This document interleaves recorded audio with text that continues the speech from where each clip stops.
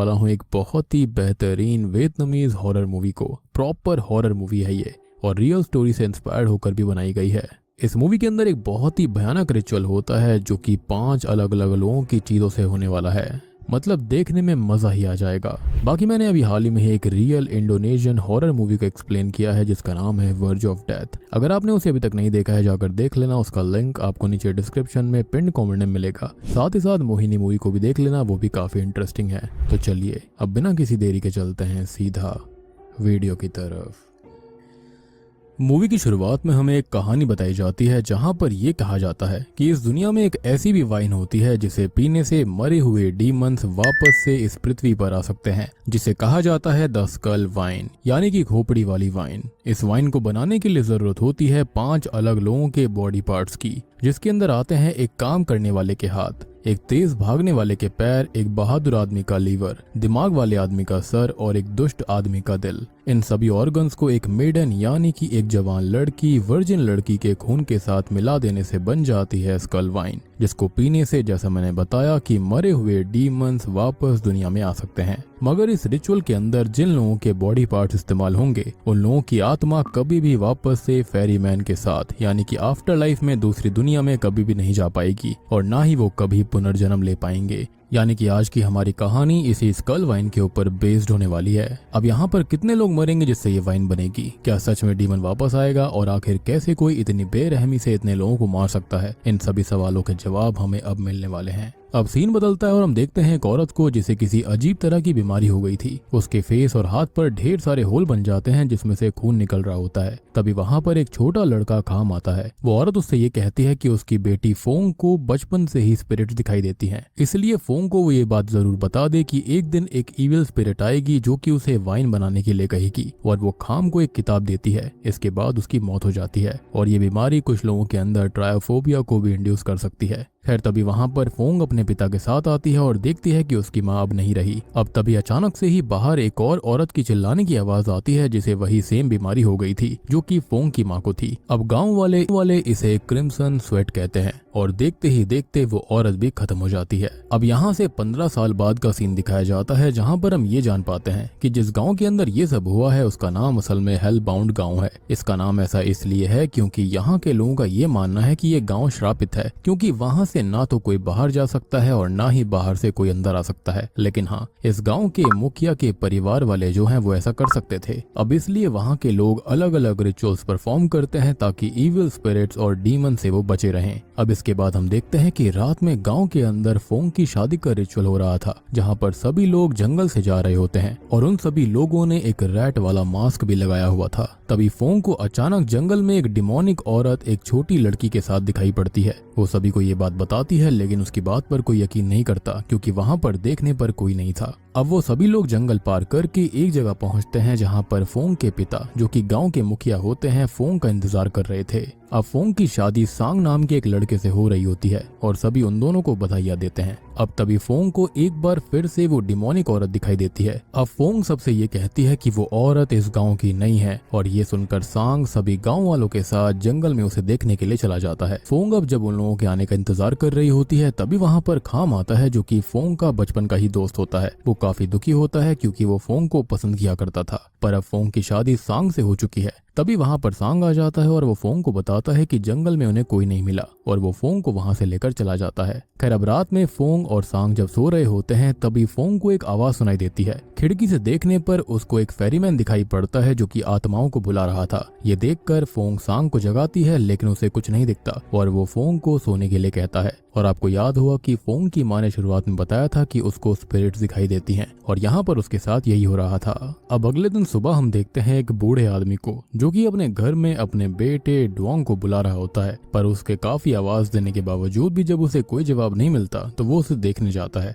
जहाँ पर वो ये देखते हैं कि उसका बेटा हवा में में धागों की मदद से लटका हुआ था। उसके पूरे शरीर से खून बह रहा होता है और उसकी मौत हो जाती है। अब इसके बाद सांग, फोंग, गांव के मुखिया और खाम जो कि एक डॉक्टर है वहां पर आते हैं। तभी खाम को एक गुड़िया मिलती है जिसके हाथ कटे हुए थे और वहीं हम ये देखते हैं कि डोंग के हाथ भी कटे हुए थे। ये देख वो सभी काफी परेशान हो जाते हैं कि आखिर डोंग को इतनी बेरहमी से किसने मारा होगा। तभी वहां पर एक पागल आदमी मिस्टर डैन आता है जो कि ये कहता है कि ये खून डीमन ने किया है, वो सभी को मार देंगे। अब रात में फोंग काफी परेशान होती है और सांग से ये कहती है कि उनकी शादी इसलिए कराई गई थी क्योंकि सबका ऐसा ये मानना था कि उनकी शादी से गांव वाला को भला हो जाएगा। लेकिन एक भी दिन नहीं बीता है और एक आदमी की मौत हो गई। ये सुनकर सांग उसे समझाता है कि वो परेशान ना हो, वो सभी डोंग को एक खूनी को जल्दी से जल्दी पकड़ लेंगे। जिसके बाद वो दोनों इंटीमेट होने लगते हैं। फिर हम देखते हैं कि फोंग अपनी दोस्त मिन से मिलने उसके घर जाती है, जहाँ पर हमको पता चलता है कि मिन काफी बीमार रहती है, जिसके चलते उसकी माँ काफी परेशान है। वापस आते समय फोंग को खाम मिल जाता है जो कि मिन का इलाज करने आया हुआ था। वो दोनों साथ वापस जा रहे होते हैं कि तभी वहाँ पर सांग आ जाता है और वो खाम को फोंग से दूर रहने के लिए कहता है और इस पर फोंग नाराज हो जाती है क्योंकि वो उसका अच्छा फ्रेंड था। अब अगले सीन में हम ये देखते हैं कि खाम अपने घर पर काम कर रहा होता है कि तभी उसे एक आवाज सुनाई देती है जो कि उसको बुला रही थी। यहाँ पर हम देखते हैं कि वो किताब जो खाम को फोंग की माँ ने दी थी वो अब भी उसी के पास थी। अब कहानी आगे बढ़ती है और हम देखते हैं हुआंग को जो कि मिन की छोटी बहन है। वो अकेले जंगल में खो गई होती है और बार बार अपनी माँ और मिन को आवाज दे रही होती है कि तभी कोई आकर उसका गला दबाने लगता है।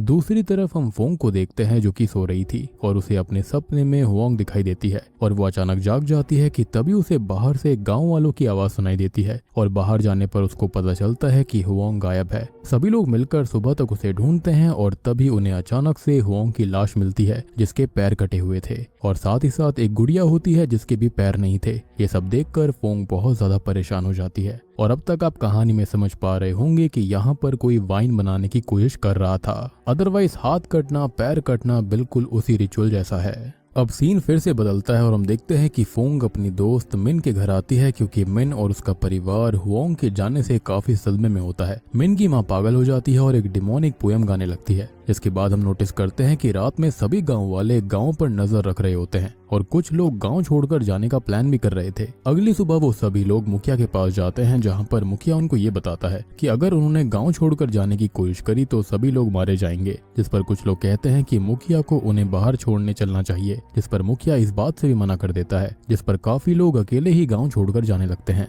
कुछ ही समय बाद रात हो जाती है और वो लोग जो गाँव छोड़कर जा रहे होते हैं वो अब भी जंगल में ही थे जहाँ पर उन्हें भयानक आवाजें आने लगती हैं, यानी कि वो जंगल पार कर रहे होते हैं। एक चीज और कि उस गांव के लोग लाल कलर की चमकने वाली लाइट से बहुत ही ज्यादा डरा करते थे। उधर दूसरी तरफ फोंग अपने घर पर अपने पिता से पूछती है कि आखिर वो गांव श्रापित कैसे हो गया था, जिस पर उसके पिता बताते हैं कि बचपन में फोंग काफी बीमार हो गई थी और वो उसका इलाज कराने के लिए उसे गांव से बाहर ले जा रहे थे। तब उन्हें एक औरत ने बाहर जाने का रास्ता दिखाया और उन्हें ये भी बताया था कि सिर्फ उनके परिवार के लोग ही उस गांव से अब बाहर जा पाएंगे और कोई भी बाहर नहीं जाएगा। ये सब सुनकर फोंग ये कहती है कि उन्हें गांव वालों को ये सारी बातें बता देनी चाहिए, जिस पर उसके पिता मना करते हैं क्योंकि उनको लगता है कि अगर गांव वालों को ये बात पता चल गई तो वो ये समझेंगे कि उसे डीमंस को कंट्रोल करना आता है।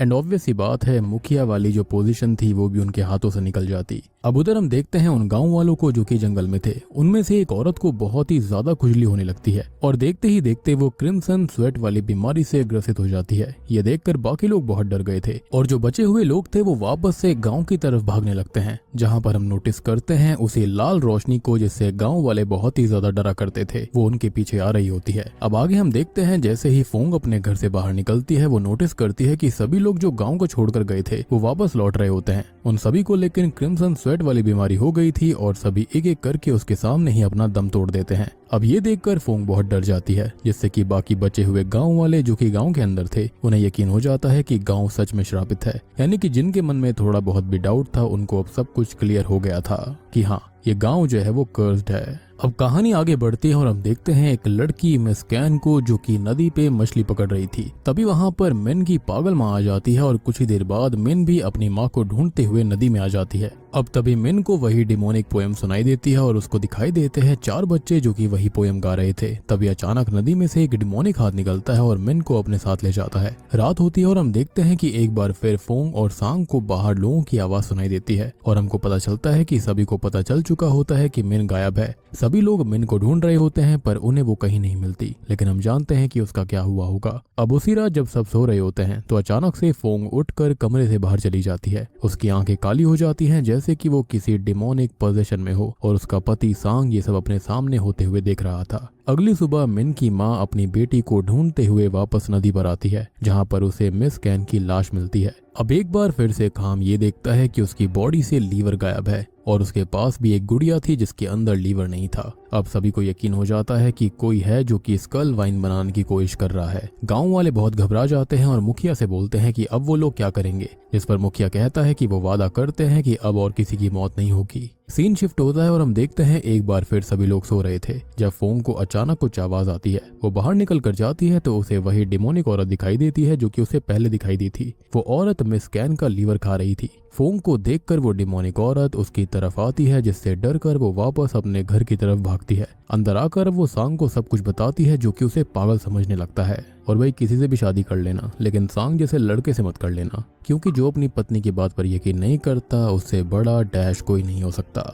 एटलीस्ट इन भूत प्रेतों वाली बातों पर तो यकीन करना चाहिए, क्योंकि इससे कल को आपके ऊपर भी खतरा आ सकता है। अब अगले दिन हम ये देखते हैं कि गांव के अंदर कर्फ्यू लगा हुआ था और सभी को अपने घर पर ही रहने की सलाह दी गई थी। आगे हम देखते हैं कि फोंग और खाम मिन की मां को लेकर खाम के घर जाते हैं क्योंकि वो बेहोश हो गई थी, जहां पर खाम के पिता ये कहते हैं कि अगर किसी तरह से वो लोग गुड़ियाओं को कैद कर लें तो शायद से किसी की मौत ना हो। ये सुनकर फोंग और खाम मुखिया के पास जाते हैं जो कि उनकी बात नहीं सुनता और फोंग को थप्पड़ मारता है और खाम को भी घर से बाहर निकाल देता है। मुखिया को डर ये था कि ये सब करने से वो औरत जिसने उनकी मदद की थी वो नाराज हो जाएगी और सांग नाराज था क्योंकि फोंग खाम के साथ रहती थी। अब इधर हम देखते हैं कि खाम के पिता को कुछ डिमोनिक आवाजें सुनाई देने लगती हैं। उसी वक्त फोंग भी अपना गला दबाने लगती है और हम ये नोटिस करते हैं कि खाम के पिता भी बिल्कुल फोंग की तरह ही अपना गला दबा रहे थे। जिसके बाद फोंग बेड पे खड़े होकर कुछ डिमोनिक चैंट करने लगती है। हम देखते हैं कि कुछ समय बाद खाम के पिता का सर उनके शरीर से अलग हो जाता है। जी हाँ, जिसके बाद फोंग बेहोश हो गई थी।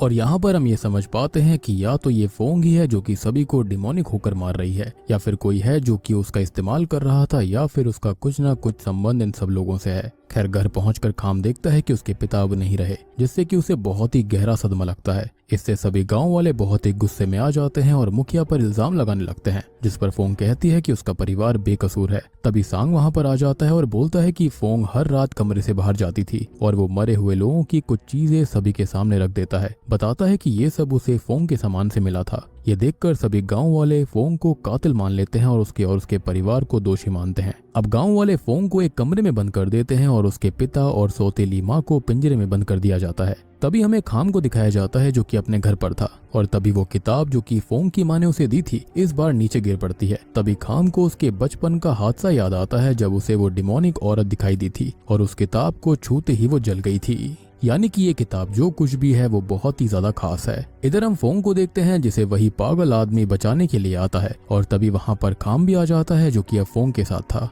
दूसरी तरफ सभी गांव वाले फोंग के परिवार को जलाने ही वाले होते हैं कि तभी वहाँ पर फोंग आ जाती है और सभी गांव वालों से कहती है कि अगर उसने सभी को मारा होता तो क्या वो सारा सामान अपने घर में छुपाती। जिसके बाद फोंग बताती है कि उसकी माँ एक प्रीस्टेस हुआ करती थी और उनके पूर्वजों ने एक जाति के सभी लोगों को मारा था जो कि ब्लैक मैजिक प्रैक्टिस किया करते थे, जिसमें से एक प्रेग्नेंट औरत बच गई थी। जिसके बाद हमें एक सीन दिखाया जाता है जहाँ पर वो प्रेग्नेंट औरत अपने आप को बचाने के लिए एक डिमोनिक रिचुअल परफॉर्म कर रही होती है, जिसके अंदर वो अपनी आत्मा को कैद कर कर अपने बच्चे की बलि दे देती है और वो डिमोनिक सॉन्ग भी उसी औरत ने बनाया होता है ताकि आगे चलकर कोई उसके लिए स्कल वाइन बनाएगा जिससे कि वो वापस इस दुनिया में आ सके। यानी कि उसने इनडायरेक्टली अमर होने का तरीका ढूंढ लिया था। तभी खाम सांग से पूछता है कि तुम्हारा ब्रेसलेट कहाँ पर है, और ये वही ब्रेसलेट था जो कि सांग और फोंग को उनकी शादी के वक्त दिया गया था। अब वो ब्रेसलेट तो उसके पास नहीं होता, लेकिन वो ब्रेसलेट खाम के पास था जो कि सबको दिखाता है और ये डेड बॉडीज के पास उनको मिला था। जिसके बाद फोंग ये कहते हैं कि सभी लोगों को सांग नहीं मारा था। अब सांग को समझ आ चुका था कि उसका राज खुल चुका है, जिस पर वो बहुत जोर जोर से चिल्लाने लगता है और कहता है कि जब उसकी माँ मारी गई थी तो कोई भी उसके लिए नहीं आया था, यहाँ तक कि मुखिया भी नहीं, और इसलिए ही उसने यहाँ पर फोंग से शादी करी थी। ये सारी चीजें उस औरत ने कही थी, यानी कि उसी डिमोनिक औरत ने। वो बताता है कि जिस रात उसकी माँ मारी गई थी उसी रात सांग को वो डिमोनिक औरत मिली थी जिसने सांग को बताया था कि अगर वो उसे वापस जिंदा कर देता है तो वो बदले में सभी गांव वालों को मार डालेगी और सांग की माँ को भी जिंदा कर देगी, और इसलिए सांग उसकी मदद कर रहा था। सोच कर देखो, जिसको खुद जिंदा होने के लिए किसी और की जरूरत थी वो किसी और की माँ को जिंदा करने की बात कर रही है। कितना बेवकूफी भरी चीज थी ये, और सांग को ये समझ आना चाहिए था, लेकिन वो अपनी माँ से बहुत प्यार करता था जिसके चलते वो गुस्से से भरा हुआ था और उसने ऐसा कदम उठा दिया। सांग बताता है कि उस डीमन ने फोंग को भी कंट्रोल किया हुआ था, और फिर हम नोटिस कर पाते हैं कि पास्ट में कैसे सांग और फोंग दोनों मिलकर एक एक करके सबको मार रहे थे, और यही रीजन था कि फोंग की आंखें भी बार बार काली हो रही थी। वो डिमोनिक पोजेशन में थी, यानी कि वही डिमोनिक औरत उसको बार बार जो जंगल में दिख रही थी उसी ने उसको पजेस किया था। अब इसके बाद सांग बताता है कि उस औरत का नाम असल में थाप है और वो उसे बुलाने लगता है। सांग फोंग के पिता और उसकी माँ को जलाने की कोशिश करने लगता है, लेकिन गांव वाले उसे बचा लेते हैं। जिसके बाद सांग फोंग को भी मारने जाता है, लेकिन तभी खाम आकर उसे बचा लेता है क्योंकि वो उससे प्यार करता था, और दोनों लड़ने लग जाते हैं और सभी गांव वाले डर के मारे अपने घर भाग जाते हैं। तभी सांग खाम को घायल करके फोंग के पीछे जंगल में जाता है। जंगल के अंदर फोंग देखती है कि मिन एक गड्ढे के अंदर होती है जिसके अंदर वाइन भरी हुई थी। यहाँ से हमको पता चलता है कि जो मेडन रिचुअल के लिए चाहिए, यानी कि जो यंग लड़की चाहिए, वो कोई और नहीं बल्कि मिन होती है, और इसलिए अभी तक वो जिंदा भी थी। अब तभी फोंग अपनी दोस्त को बचाने की कोशिश करती है, लेकिन सांग वहां पर आ जाता है। वो दोनों लड़कियों को बहुत मारता है, और तभी फोंग ये कहती है कि वो सांग की मां को देख सकती है जो कि इस वक्त उसे ही देख रही है। अब इससे सांग का ध्यान भटक जाता है और फोंग उसके दिल में चाकू से हमला कर देती है, यानी कि वो उसकी छाती पर स्टैब करती है। और इसी के साथ होता यह है कि स्कल वाइन बनाने का रिचुअल पूरा हो जाता है। और आप यहाँ पर सोच कर देखो कि जो सांग होता है उसने थाप से डील करी थी, लेकिन जब उसे उसकी जरूरत थी तो वो वहां पर नहीं आई। उसे खाली अपनी वाइन से मतलब था, उसे जिंदा होने से मतलब था, क्योंकि आखिरी चीज यही थी, एक दुष्ट आदमी का दिल